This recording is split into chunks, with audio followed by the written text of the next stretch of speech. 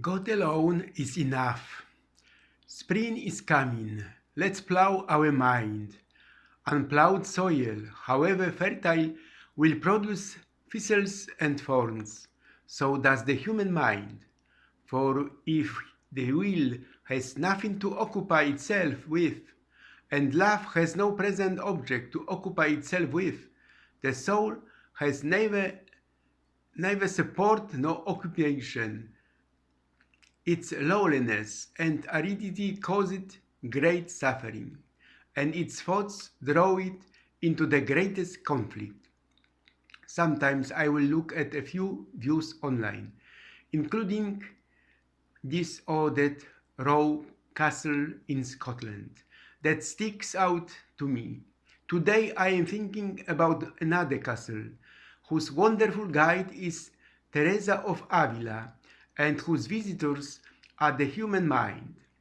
Since God had given him such great dignity by allowing him to roam freely throughout the castle's chambers, from the lowest to the highest, let him not force himself to stay in the same house for too long, even in the house of self-discovery. Two books with almost the same title were written 3.5 centuries apart.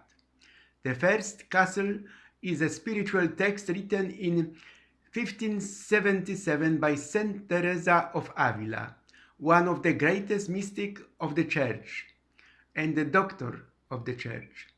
And I have another book here, also titled The Castle, a novel written in 1922 by Franz Kafka, considered one of the greatest contemporary writers and the greatest interpreters of contemporary anxieties. These studies describe two different stories. The first one tells the story of the sad journey of a man who feels called to happiness, but cannot find the entrance to his castle, much less stay there. It is the sad adventure of a man who feels inexplicably and unfairly excluded from life. But now we can follow the path indicated by Saint Teresa of Avila. It is a captivating and delightful adventure of a woman, but an adventure proposed to every soul, who felt invited to the deepest intimacy with God Himself and who discovered the deepest secret of her heart, her inner castle, following the path of a beatific filial transformation and full nuptials. The book is an encouragement to read The Inner Castle of Saint Teresa of Jesus. This 16th century work of the Saint of Avila has the value of a great, graceful proposal, valid also for modern men, a response full of charm and grace. The relevance of his proposal is due to the fact that Saint Teresa is able to offer even today, and perhaps especially today, true friendship and true teaching necessary for every person, both to enter the castle and to be able to appreciate it and enjoy its inexpressible beauty. Here are the everlasting reflections of Teresa the Great. Humility cannot exist without love, and love cannot exist without humility. It is impossible for these virtues to exist unless there is great separation from all created things. Once upon a time, Saint Teresa of Avila, while riding to one of her convents, fell off her donkey and fell into the mud, injuring her leg. "Lord," she said, "you couldn't have picked a worse time to do this. Why would you allow that?"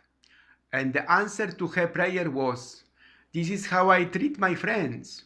Teresa replied, "And that is why there are so few of them. You must know that the weather or lack thereof, the weather during which you practice mental prayer, has nothing to do with keeping your mouth closed. If, when talking to God, I am fully aware of this, and it is more real to me than the words I say. Then I combine mental and verbal prayer. I am amazed when people tell me that you talk to God by reciting Pater Noster, even when you are thinking about worldly matters. When you talk to such a great Lord, you should think about who you are talking to and who you are, and if you can talk to him with due respect. How can you address the king with the respect he deserves if you are not clearly aware of his position and yours?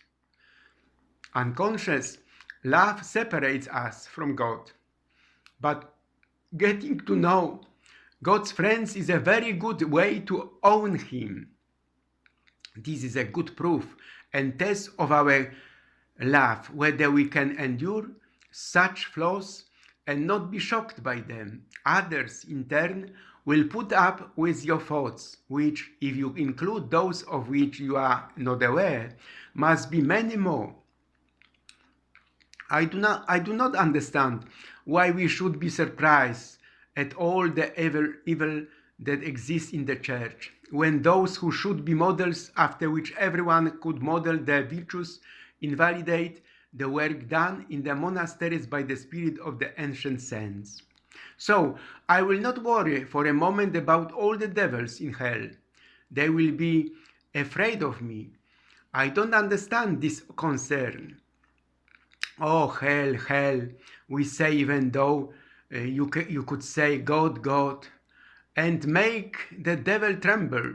Of course we could, because we know he can't move a finger unless the Lord allows it.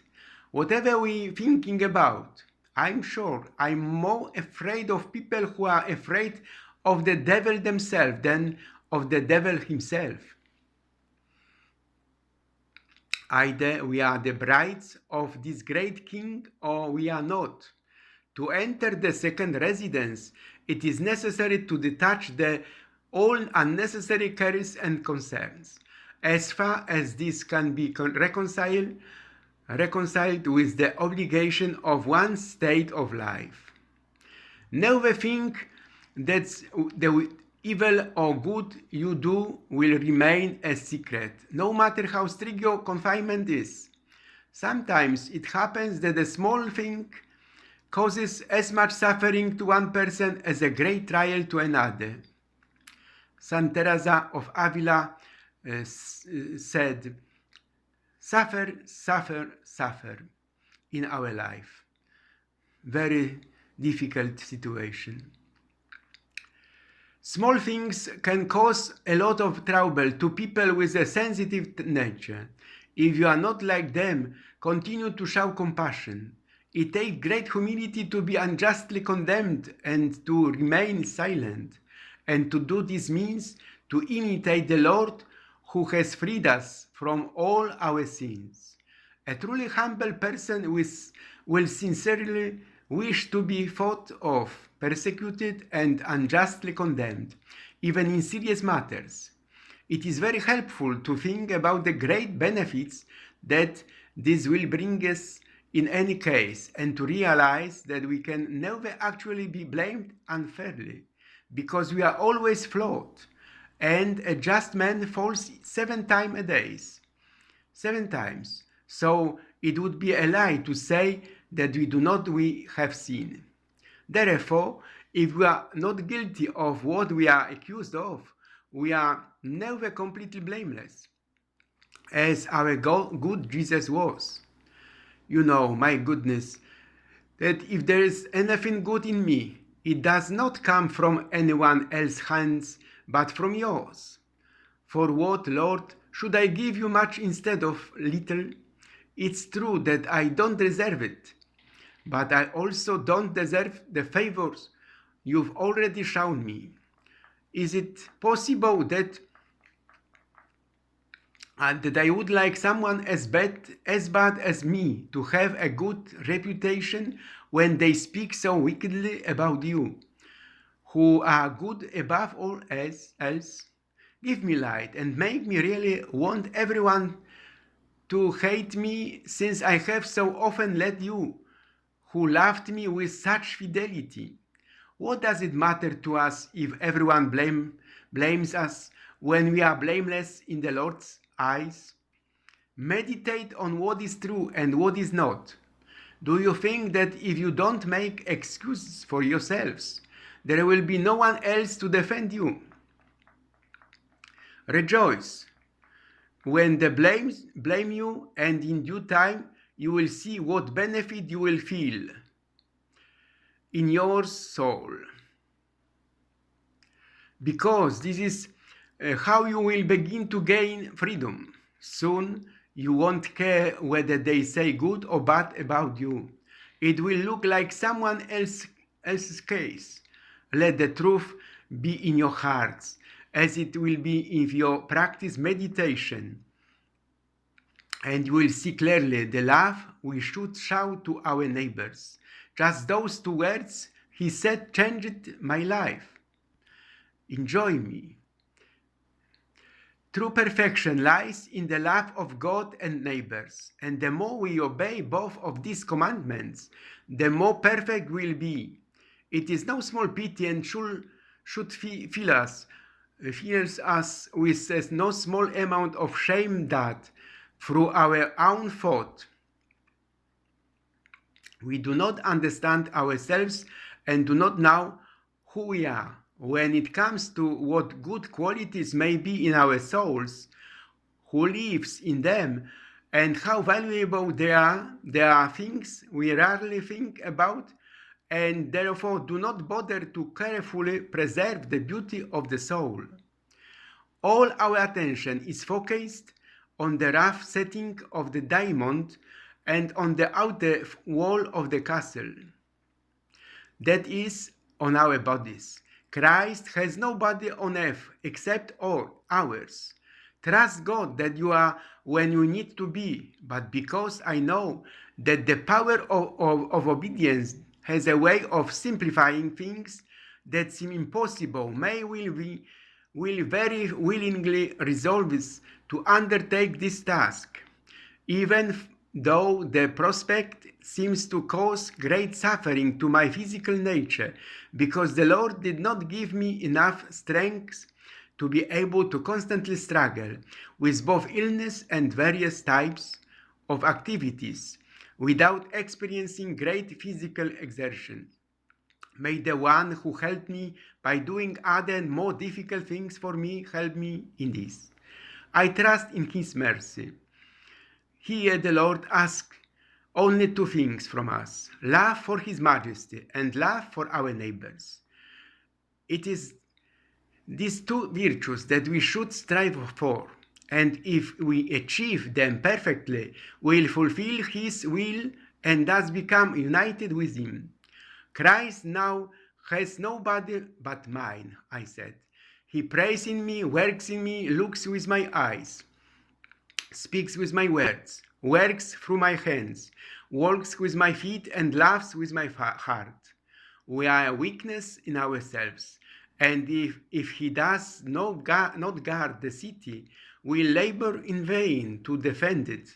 Perfection does not consist in consolations, but in the growths of love. Here are the 3 advantages. One of them is mutual love. Second, detachment from all created things. The third, true humility, which, although I place it last, is the most important of the 3 and covers all the rest. Don't try to get so much that you achieve nothing. And look, O infinite godness of my God, in this way I seem to see both myself and you. O joy of angels, how I long, when I think about it, to be completely immersed in your love for you. How true it is that you can stand those who cannot bear your presence with them. Oh, what a good friend you are, my Lord! How you console and suffer us, how you wait for our nature to become more like yours, and yet you endure it as it is. You remember the times when we love you, my Lord, and when we regret for a moment, you forget how we have offended you. I have seen this clearly in my life, and I cannot understand my Creator. Why the whole world does not strive to draw closer to you in this intimate friendship. Those of us who are wicked and whose nature is not like yours should draw near to you so that you will make them good. They should let you be with them for at least 2 hours every day, even if they are not with you, but like me, they are confused by 1,000 worldly worries and thoughts. In return for the effort that it costs them to want to be in such good company, because you know, Lord, that at first this is all they can do, and sometimes they can't do it at all. You stop the devils from attacking them so that they can do less harm to them every day, and you give them the strength to win. Yes, life of all beings. You do not kill any of those who trust in you and desire you as their friend. Rather, you will keep their bodily life in better health and strengthen their souls. Let us not disappoint him. Don't be afraid that he will let you down. And if he ever lets you down, it will be for the greater good. Let nothing disturb you and nothing frighten you. Everything passes. God doesn't change. With patience, you can achieve anything. Whoever has God lacks nothing. God alone is enough. Only love gives value to everything. Christ now has nobody but yours. No hands and no feet on the ground. Just yours. Yours are the eyes through which he looks with compassion at this world. Yours are the feet with which he walks to do good. Yours are the hands through which he blesses the whole world. Yours are the hands, yours are the feet, you are the eyes, you are his body. Christ now has nobody on earth except yours. It is foolish to think that we will enter heaven without entering into ourselves. Love turns work into rest. Thank God for the things that I do not have. The closer a person gets to God, the simpler he becomes. You are paying God a compliment by asking him for great things. Let nothing disturb you. Let nothing frighten you. Everything passes away except God. The important thing is not to think much, but to laugh much and do what best moves you to laugh. If you treat your friends this way, no wonder you have so many enemies. God save us from gloomy sins, for prayer is nothing else as being in friendship with God. I am sure that I am no more afraid of people who are afraid of the devil than of the devil himself. The devil often fills our thoughts with great plans so that instead of putting our hands into the work we can do to serve our Lord, we settle for wanting to do the impossible. This, our beloved, is merciful and good. Moreover, he misses our love so much that he constantly calls us to come closer to him. That voice of his is so sweet that the poor soul breaks down in the face of her own inability to immediately do what he asks of her. And as you can see, listening to him hurts more than not hearing him. For now his voice reaches us through words spoken by good people, by listening to spiritual conversations and reading sacred literature. God calls us all the time in countless little ways. Through weakness and suffering and sadness, he calls us. Through the truth glimpsed in the state of prayer, he calls us. No matter how half-hearted such insight may be, God delights when we learn what he is trying to teach us. It's audacious for me to want to choose my own path because I can't tell which path is best for me. I must leave it to the Lord who knows me to guide me on the best path for me. so that his will may be fulfilled in everything. Be gentle with everything and strict with yourself. In the light of heaven, the worst suffering on earth will be no worse than one night in an uncomfortable hotel. When we begin to practice prayer, it is very important that we not be afraid of our own thoughts. Constantly accusation yourselves to many acts of love, for they inflame and melt the soul. God does not turn away from anyone who perseveres. It is important not to think much, but to love very much. To achieve something good, it is very useful to go astray and thus gain experience. Prayer is nothing else than remaining in friendship with God. Lord, either let me suffer or let me die, that Saint Teresa said. A deeper knowledge of God, also self-recognition, familiarization with the tactics of fighting the devil, and recognizing the movements of the soul within us is possible. Brother, sister, start by following the footsteps of Teresa Avila. It is a great advantage for us that we can consult with someone who knows us, so that we can learn to know ourselves. It is essential to have courage for everything that comes your way in life. It is all there. As you know, I have traveled a lot in my life. Also on various occasions, when the journey was over and I returned to my home, one thought always came to my mind. If it were not for the courage I found during the journey, the day would certainly have been less of a success. For love to be fully satisfied, it must descend to nothingness and transform this nothingness into fire. Saint Teresa said, "Vivo sin vivir en mí, muero porque no muero." I live although I am not really alive. I die because I do not die. Someone has to die in our lives, but we chose God, or rather, He chose us, and with it we go through, let's say, 7 rooms of the soul, maybe more. Union with God takes place as if there were 2 large windows in the room through which the light entering it fell into different places, but everything becomes one. All the way to heaven is heaven. I know a person who, although not a poet, in a very short time composed several poems, full of feeling and wonderfully describing her pain. They did not come from her understanding, but in order to better enjoy the bliss that came to her because of such delicious pain. She complained to her God about it. She would be so happy if she could be cut into pieces, body and soul, to show what joy this pain brought her. What torment could befall her at such a time that she would not consider it pleasant to endure for the sake of her Lord? All the trials we endure cannot be compared to these internal battles.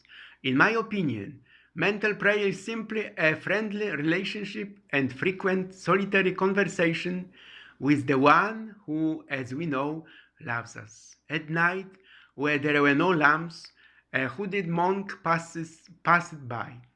I didn't see his face, I only heard the words he kept repeating. "Teach me, dear Lord, everything you know." I knew immediately that a great treasure had appeared in my soul. I would write 1,000 stupid things, one of which could be relevant, if it would only make us glorify God more. Prayer and comfortable life are incompatible. In this case, I disagree. For with a trained soul, comfort favors full prayer. Brothers, sisters, think about that carefully, for it is so important that I cannot place too much emphasis on it. Fix your eyes on the crucified one, and nothing else will be as important to you. Once upon a time, I experienced an unexpected awareness of God's presence, at least such that I could not doubt that He was within me, and that I was completely absorbed in him. It was by no means a vision. I believe this is called mystical theology. The soul is suspended in such a way that it appears to be completely outside itself. The will laughs. I think the memory it almost lost, while reason, I suppose, thinking that it is not lost, does not reason. I mean that it does not act, but is amazed at the immensity of all that it can understand. For God wants him to understand that he understands nothing of what his majesty represents to him. The Lord bared the thousand of terrible and disgusting sins that you committed against him, but even they were not enough to make him stop looking at you. So is it such a big deal with that you turn the eyes of your soul away from external things and look at him sometimes? Hope, my soul, hope. You don't know the day or the hour. Be careful, because everything passes quickly. Although your impatience turns from a very short time into a long time. A long one. You must not build on the foundation of prayer and contemplation alone, for if you do not pursue and practice virtues, you will never grow to be more than dwarfs. Even though we know quite well that God is present in everything we do, our nature is such that we lose sight of this fact. But once this grace is granted, it can no longer do so, because the Lord who is near awakens it, and even the graces mentioned happen much more often, because the soul experiences a living and almost constant love for the one he sees or knows is at his side. I cannot understand how humility exists and can exist without love, or love without humility. Many people are good at speaking but bad at understanding. It is God's will that his works had no limit. Detach your heart from everything else. Seek God, then, and you will surely find him. I wanted to live, but I saw clearly that it was not living, but fighting against the shadow of death. There was no one to give me life, and I could not accept it. We can only learn to know ourselves and do what we can, which is to surrender to our will and fulfill the will of God in us. Any true ecstasy is a sign that you are heading in the right direction. Don't let any prodigy tell you that it is different. Souls without prayer are like people whose bodies and limbs are paralyzed. They have feet and hands but cannot control them. I tell you here, even Father Pio wouldn't want to be in my shoes. Because an important decision must be made, as a priest, I am sometimes lonely. And I repeat, not lying is good to maintain respect for God. For who he is, Teresa said, it's stupid that I have to die. It is good to walk in fear. I can do things you can't. You can do things I can't. Together we can do great things. One of the key features of the spiritual peaks of Saint Teresa of Avila is the importance of prayer. Even though she struggled with this for many years, she teaches us as basic but necessary spiritual truth, perseverance in prayer. All our dreams can come true if we have the courage to pursue them. The future belongs to those who believe in the beauty of the dreams. Dreams come true. Dream as if you were going to live forever. So make a great resolution. Teresa was sentenced to 15 months of solitary confinement. Example of today. Joe, 39. But Teresa and Joe were allowed to stagger their sentences so that one parent could stay with the children. Teresa the Great died on the night of October 15, 1582 in Alba de Tormes after founding a Carmelite monastery in Burgos on her way back to Avila. Her last humble words were, "After all, I die as a child of the church, and O my Lord and my spouse, the hour has come that I so long for. It's time to meet. So let the spiritual battle continue. If we realize who we are, if we have before our eyes this great horizon of meeting the Lord, this great spectrum in the mind of our weakness, growth is possible, but most fully in love. For we are love. All you need is love.